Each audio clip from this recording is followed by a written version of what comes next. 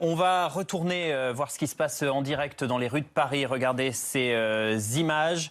Il y a 3 manifestations, donc on le rappelle, dans les rues de la capitale cet après-midi, dont l'une qui est menée par Florian Philippot, le président des Patriotes, qui est l'un des chefs de file du mouvement. On retrouve justement dans son cortège, dans le sud de Paris, notre reporter BFM TV qui est sur place et qui suit l'évolution de la manifestation.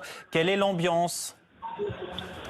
C'était très bonne ambiance. Le cortège devrait partir maintenant d'un instant à l'autre. 14h30, c'était l'heure fixée par Florian Philippot aux opposants à ce pass sanitaire. Alors, difficile de vous donner une estimation, mais ils sont déjà plusieurs milliers à être rassemblés.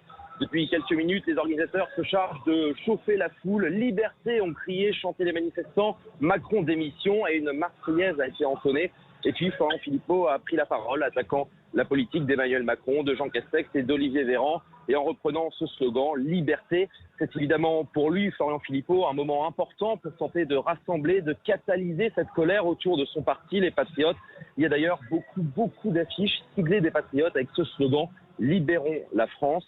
Ces milliers de manifestants, ils sont de toutes les générations. Il y a des jeunes, des personnes âgées, beaucoup de couples, pas forcément le genre de public qui a l'habitude de manifester, quelques soignants et surtout beaucoup qui arborent fièrement un drapeau français ou d'autres symboles comme des bonnets phrygiens. Et il y a bien sûr quelques pancartes où les manifestants rappellent leur opposition à ce pass sanitaire.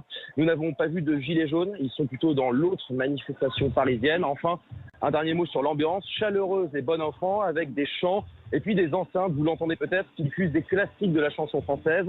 D'après les forces de sécurité, ce n'est de toute façon pas cette manifestation qui présente le plus de risques de débordement parmi les 3 organisés cet après-midi à Paris.